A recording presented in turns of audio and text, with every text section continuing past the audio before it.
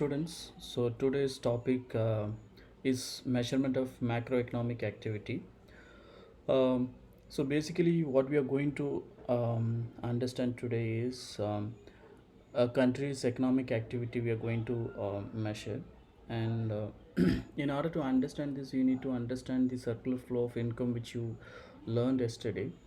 So I'm not repeating that concept, but I just want to touch upon that concept so that it's easier for you to understand how an economist's activity, macroeconomic activities are measured. So, as you can see, so in a closed economy where there is no international trade happening, you have two major sectors in an economy. So you have households here and you have firms here. And so households possess these four factors of production: land, labor, capital, and enterprise. And firms use these factors of production to produce goods and services. So let's say household sector is giving all these four factors of production to the firms, and then firms using these factors of production produce goods and services worth rupees 100, for example.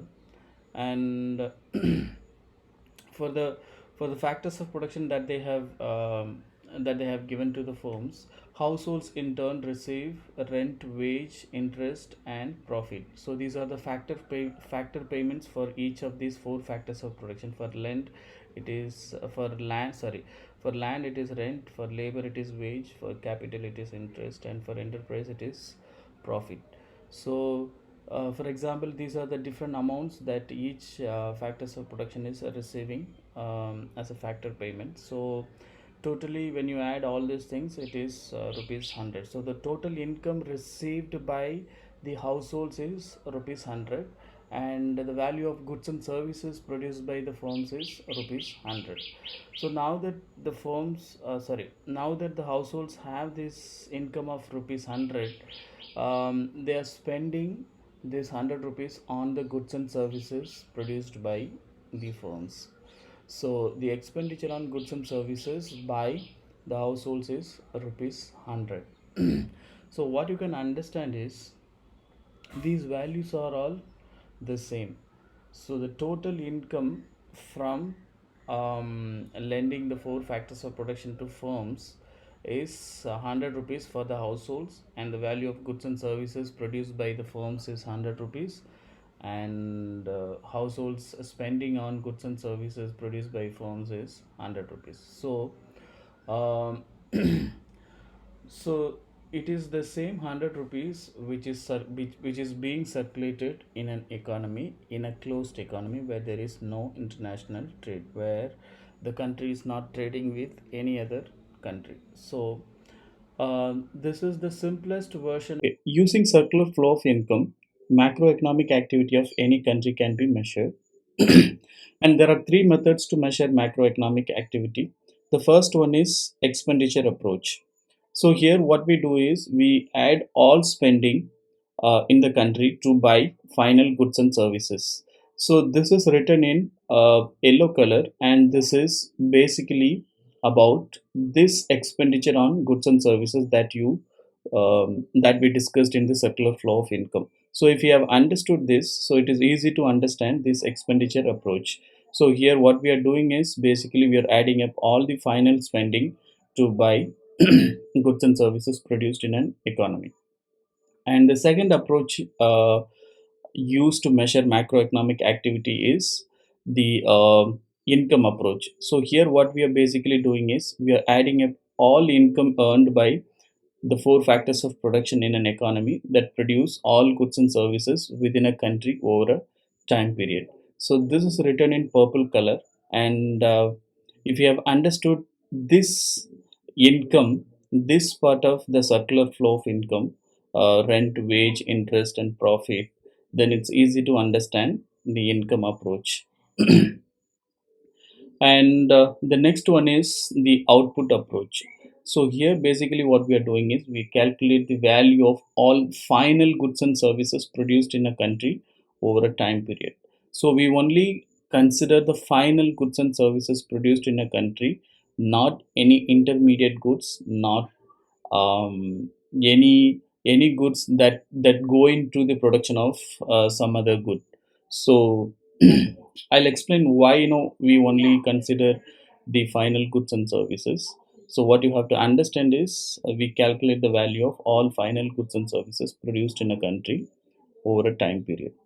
So these are the three approaches, and again, this is written in um, red color.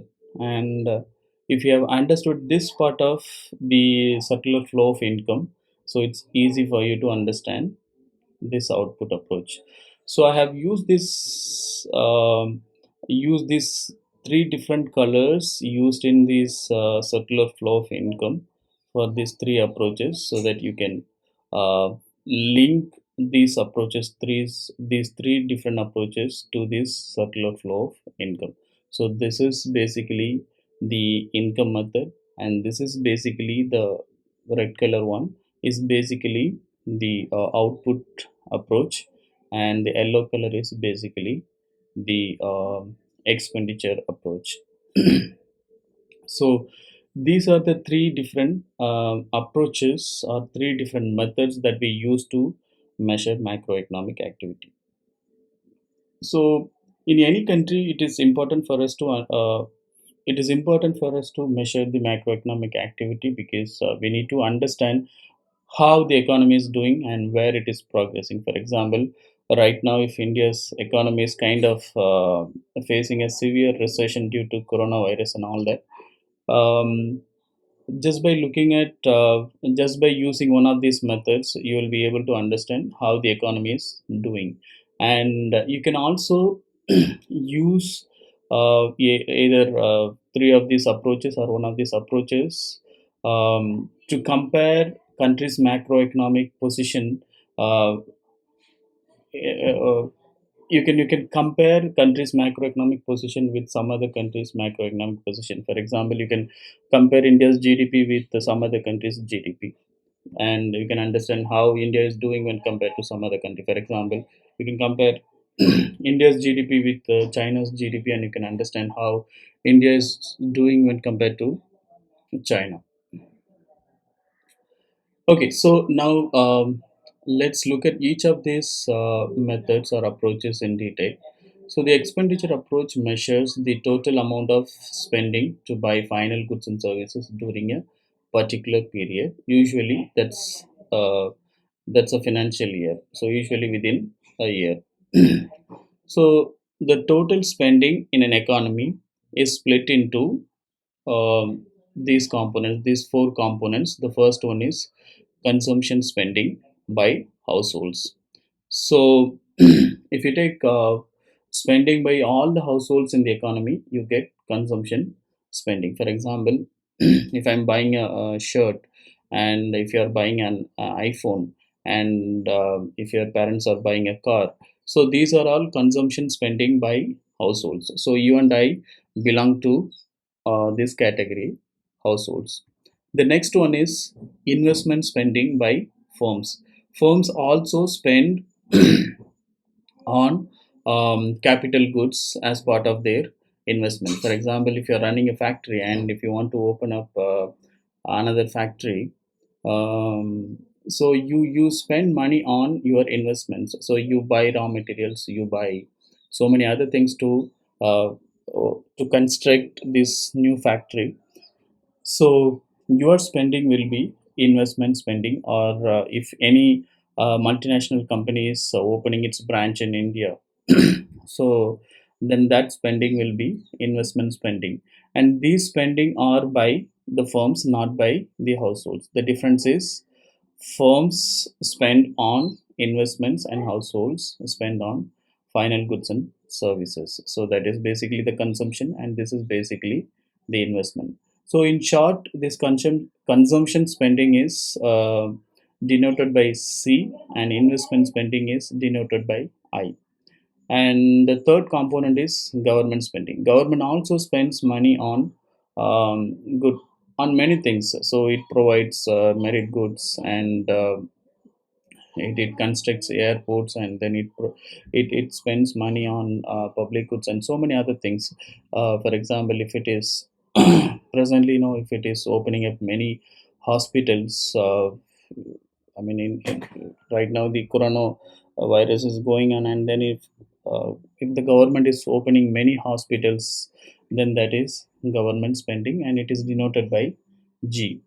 And the last component here is net exports. So here basically what we are looking at is we take exports, which is denoted by X, and imports. So X is basically the value of all exports, which is nothing but foreigners spending on our country's exports. For example, if you are exporting diamond from Surat, so foreigners are spending money on your exports. So that is foreigners spending on the country's goods and services. And M is the value of all imports. So basically, this is the country's citizens spending on foreign goods and services. If you're buying an iPhone, so it's basically coming from China or from yeah, it's basically coming from China, and then you're spending my money on Chinese good. So you're spending money on foreign goods and services. So now, if you take the difference, then that is net exports.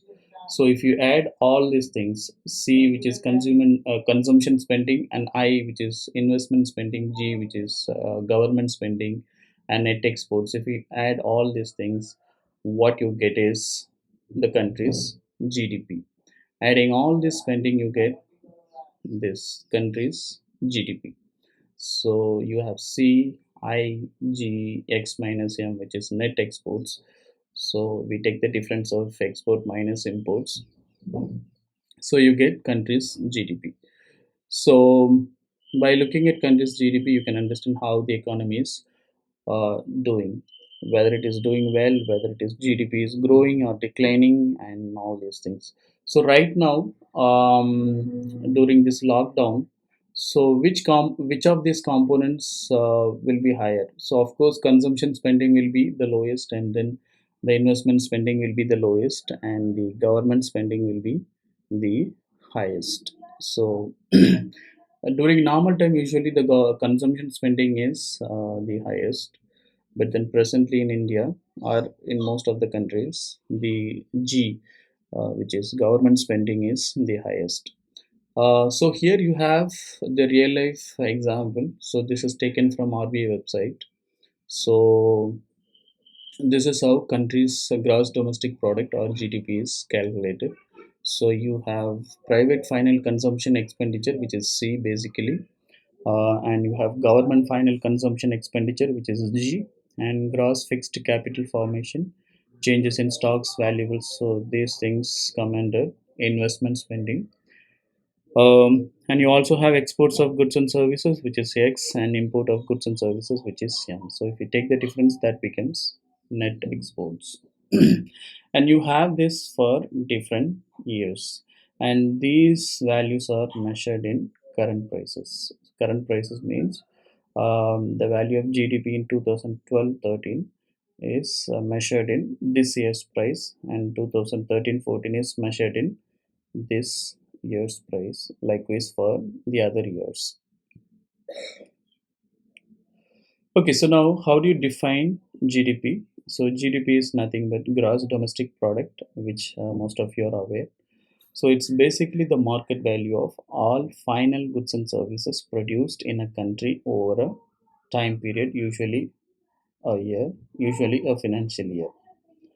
Okay, so now there are two, three things that you need to keep in mind. The first one is, as far as investment is concerned, we not just include investment made by the firms, but we also include investment by the government, which is basically the public investment. For example, presently, if the government is investing so much money on the health sector, so that is also included as part of investment.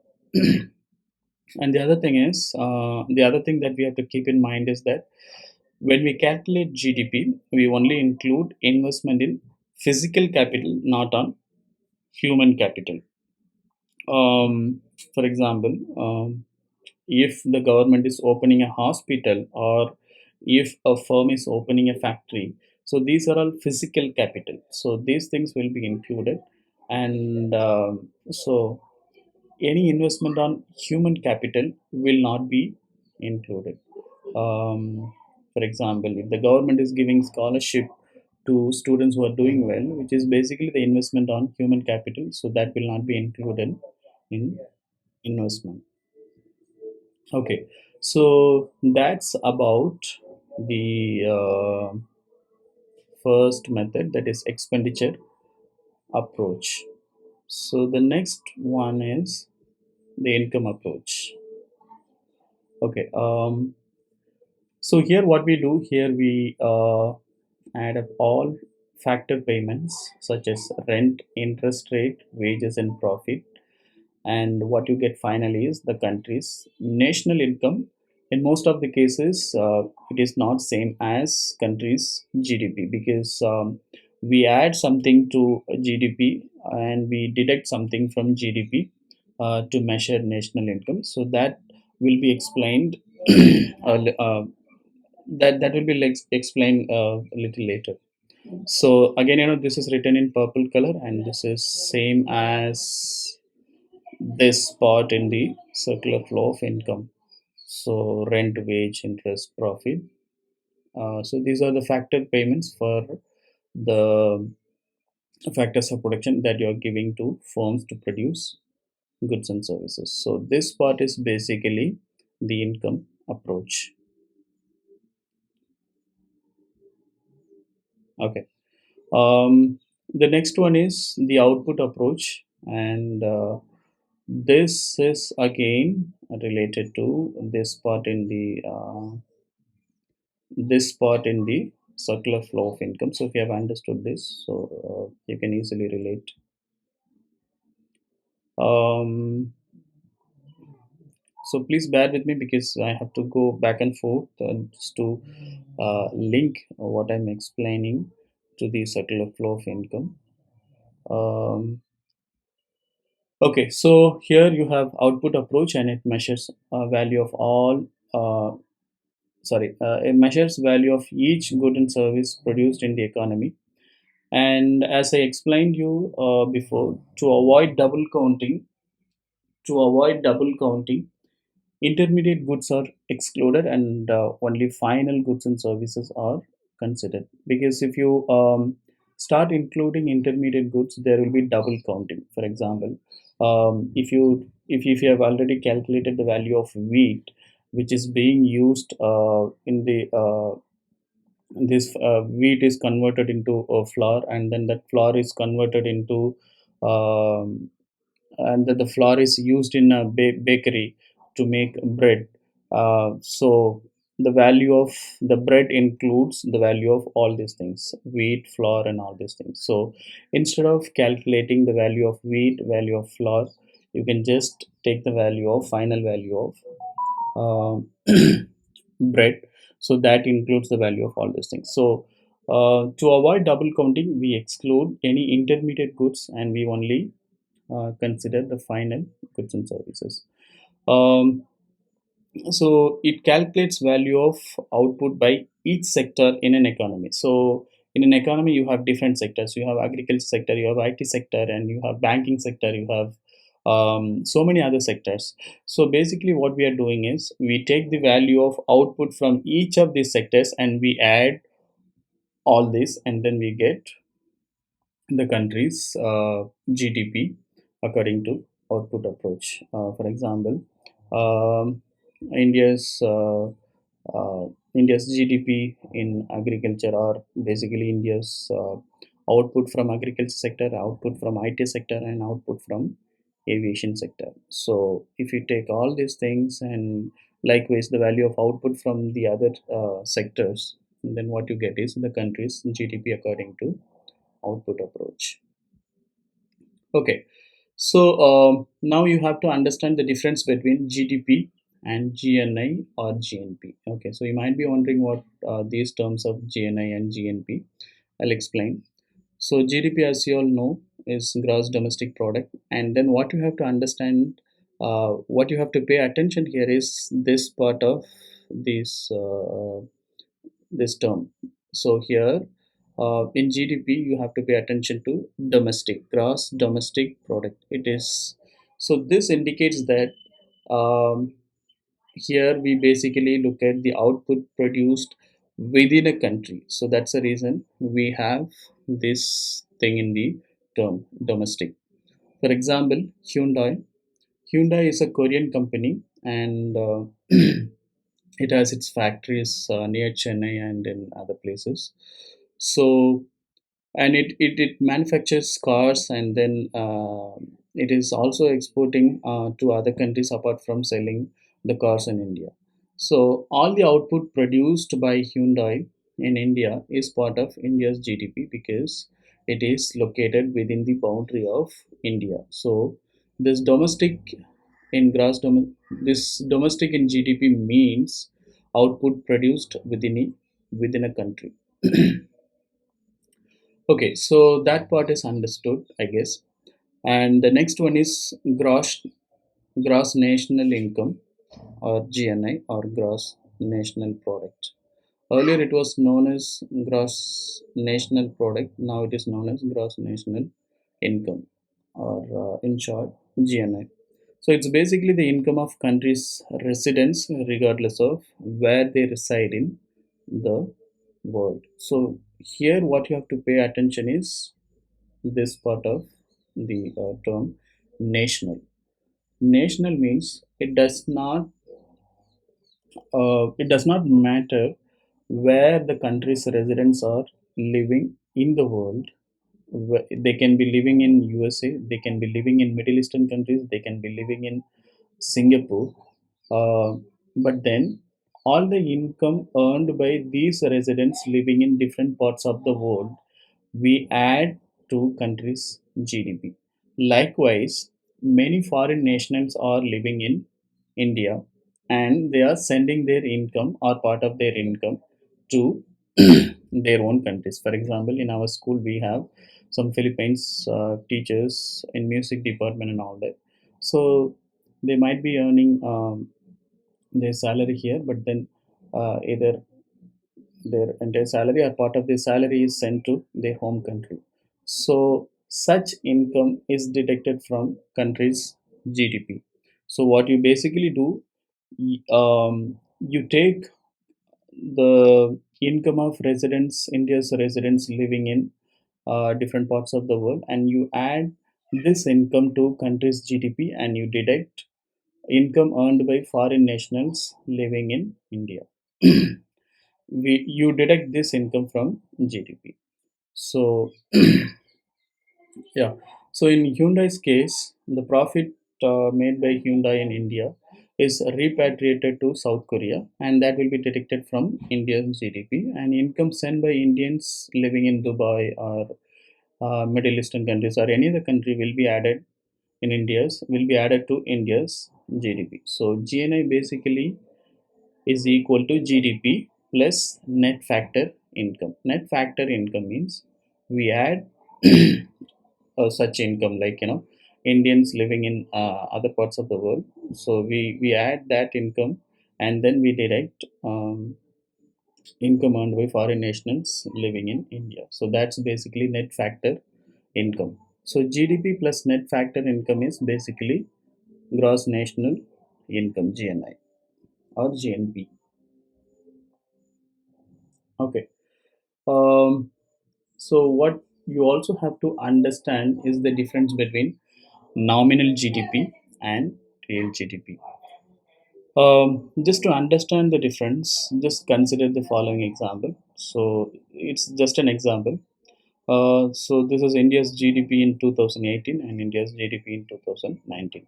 So the country is producing, for example, 10 products, and the price of each product is 10 rupees 10. So the value of country's GDP is rupees 100. And the next year, 2019, the country is producing the same amount of goods, which is 10. And the prices have increased from rupees 10 to rupees 15. So the value of country's GDP is now rupees 150. So if you just look at the value One might think that the country's GDP has grown, and then might also think that the country is now producing more goods and services. If you just look at these two values, that's how anybody will think. But then this may not be true in all the cases. So sometimes the increase in the country's GDP is due to increase in the price, or it is due to inflation in the economy. So by looking at India's 2019 GDP, one can come to a conclusion that India's GDP has grown, but it need not be true. Nominally, the value would have increased, but the increase in GDP value is not because we produce more goods and services, but because of inflation.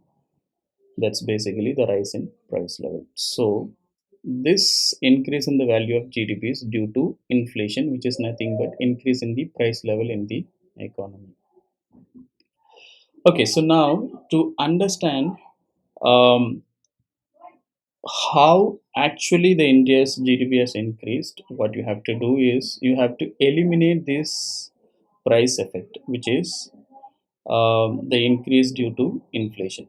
So this can be done simply by calculating this 2019's GDP by using 2018 price. So 10 multiplied by 10 instead of 15, you get 100. And now you understand that the country is producing same amount of goods and services, and there is no increase in goods and services. So what we have done here is, so we have eliminated the price effect, or we have eliminated the effect of inflation here. Okay, so that's how you understand the difference between nominal GDP and real GDP. So if you take this 150, the nominal value of this 150, that is nominal GDP, to calculate real GDP, you use base year. So usually to adjust or to eliminate the price effect, we use the price of one particular year, which is called as base year. Um, Here 2018 we consider it as a base year, and then we use this year's price to calculate real GDP of India in 2019. So instead of 15, if we use rupees 10, then we are calculating real GDP. Okay. Nominal GDP or GNI is measured in terms of current prices at the time of measurement. So prices during that particular year, and it does not account for changes in prices. And real GDP or GNI measures economic activity that have eliminated the influence of changes in prices. And real GDP is a measure of output valued at constant prices, constant or unchanging prices. So in the example above, if you calculate India's 2019 GDP by using 2018 prices, you will get real GDP adjusted, and that real GDP is adjusted for inflation, eliminating price effects. So this I just explained now. So in this case, 2018 becomes what we call in statistics a base year. So usually to calculate real GDP and to eliminate the price effect, we use base year, and that base year is free from any macroeconomic disturbance. For example, 2020 cannot be used as a base year because right now the economy is not normal. So you have this coronavirus lockdown and all that, and then the prices are abnormal. I mean, so this 2020 cannot be used as base year. Maybe you have to use some other year as a base year, and use the prices in that year to calculate a real GDP in the subsequent years. um, so in reality, so that's very simple to understand, but then in reality, to eliminate any such price effect, the economists use price deflator. You must be aware of these terms, and you must carefully understand these concepts. So we use price deflator or GDP deflator to deflate the price effect. So this is the formula for um, GDP deflator. So GDP deflator is basically the nominal GDP divided by real GDP multiplied by 100. And obviously, um, you can also calculate real GDP using the same formula. So real GDP is basically the nominal GDP divided by GDP deflated multiplied by 100. So now I'm using this textbook example to explain how we calculate GDP deflator. So how to calculate GDP deflator and how real GDP is calculated using GDP deflator. So this is a calculation of nominal GDP. So this example is given in the textbook. So you have, for example, the country is producing these three goods and services: burgers, haircuts, and tractors. And in 2001, these are the quantities produced in each of these three cases: burgers 37, and haircuts 15, tractors 10. And 2001, in the same year, so the price, these are the prices of each of these commodities produced in the economy. Now, if you multiply both quantity and price, you get the value of these goods in 2001.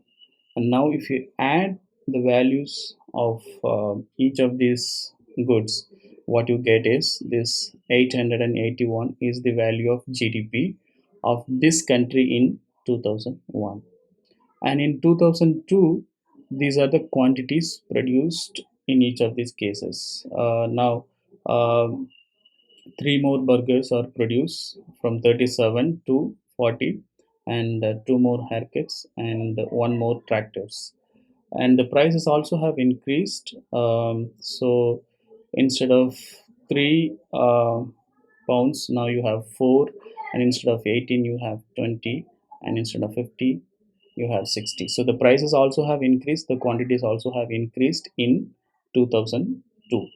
So now if you multiply both, you get the value of these goods in 2002. So if you multiply both, you get 160. If you multiply both, you get 340. If you multiply both, you get 660. And now when you add all these values, you get this, which is value of GDP in 2002. The same thing we do for 2003. So this is the value of GDP in 2003. Now, uh, this is basically the nominal GDP, and here we haven't used any base year to eliminate the price effect. And because just by looking at these values, one cannot come to the conclusion that the country is actually producing more. Of course, there could be some increase in the quantity, but then part of this increase in the value of GDP is due to the inflation or the increase in the prices. So 881 to 1160, and from 1160 to 1223. So just by looking at these nominal values, you cannot come to the conclusion that everything is due to increase in number of goods and services produced. Part of this increase is due to increase in the prices or increase in the inflation.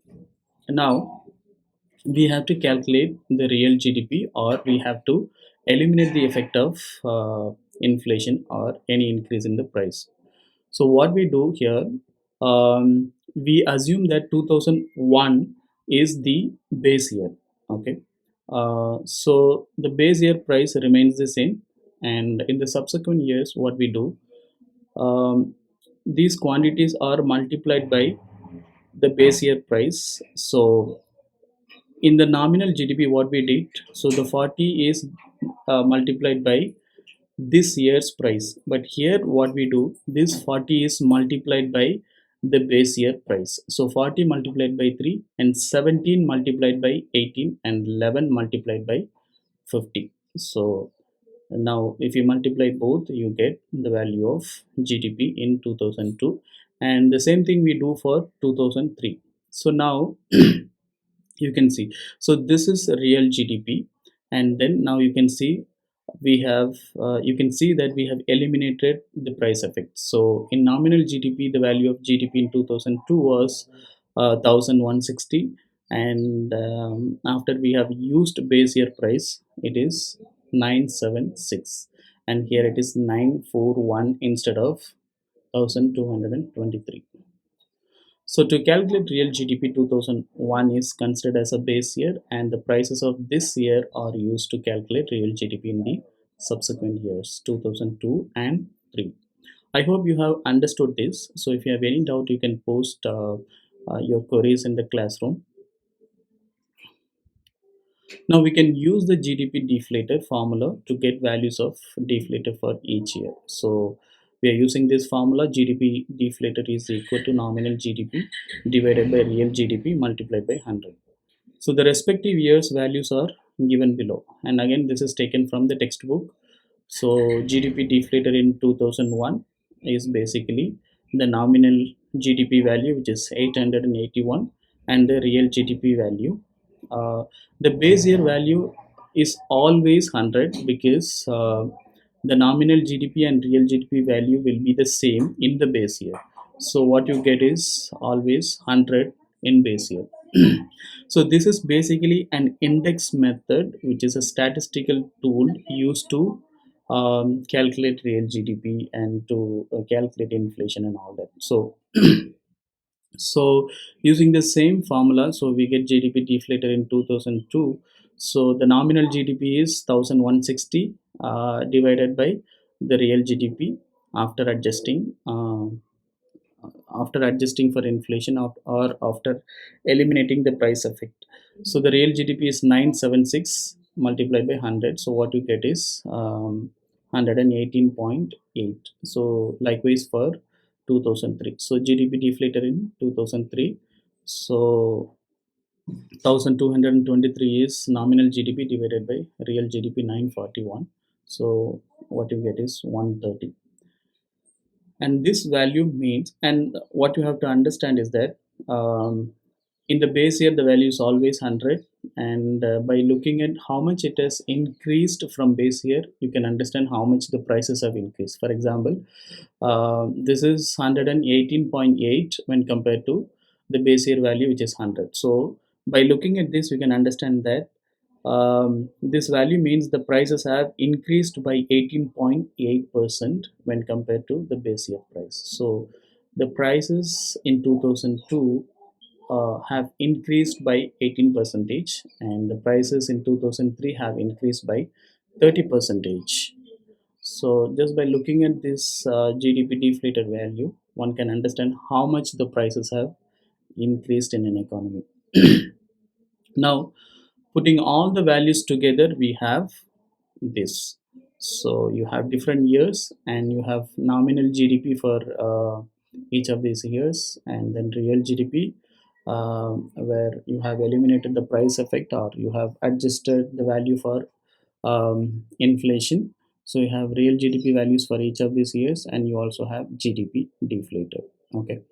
So most of the times in the exam, it is possible that you are given um, any two values here. For example, you might be given nominal GDP value or GDP deflator value for each of these years, and you might be asked to calculate real GDP, or you are given the values of real GDP and the values of GDP deflator, and you are asked to calculate nominal GDP. So with any two values, you can calculate the other one. So now with values of any two variables, we can find out the value of the other one by using either of the formula below.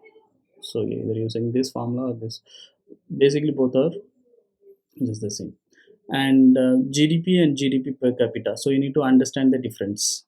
So we have understood what is GDP. So that's basically value of all final goods and services produced within a year during a particular period of time, usually a financial year.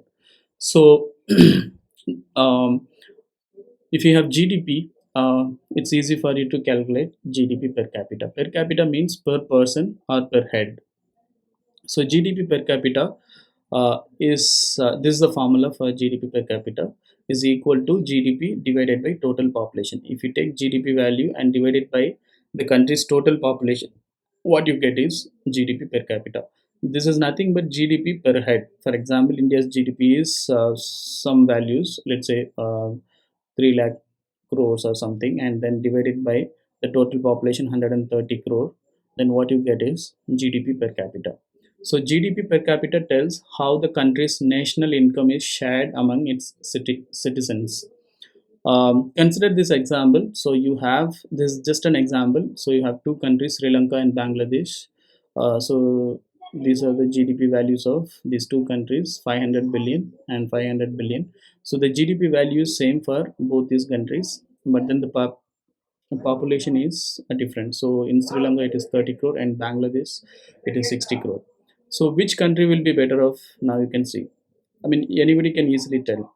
So here this GDP is divided among smaller population, which is 30 crore, and here the same GDP value or the same GDP is divided among a bigger population, which is 60 crore. So obviously Sri Lanka, because GDP, which is equal for both the countries, is shared among smaller size of population in Sri Lanka compared to Bangladesh. So naturally, Bangladesh is in a Sri Lanka is in a better position because its GDP is shared among smaller population, and Bangladesh GDP is shared among the bigger population. So that's all for today. So what we all have discussed today is the we just revised circular flow of income, and I didn't want to repeat this, but then I thought it is necessary for you to understand three different approaches used in macroeconomic activity. So that's the reason I just touched upon the circular flow of income. So this is basically the income method, and this is basically the output method, and this is basically the expenditure method. And yeah, so the expenditure method, income method, and output method, and we discuss each of these thing in detail. So in expenditure method we take spending by different stakeholders in an economy. Spending by households is consumption, spending by firms is investment, spending by government is government spending, and you also have net export. So if you add all these things, what you get is GDP. So this is the real life example, India's GDP for these years. Um, Again, this is current prices. So these values are nominal GDP values. These are not calculated based on constant prices or the base year prices. These are calculated based on current prices of each of these years.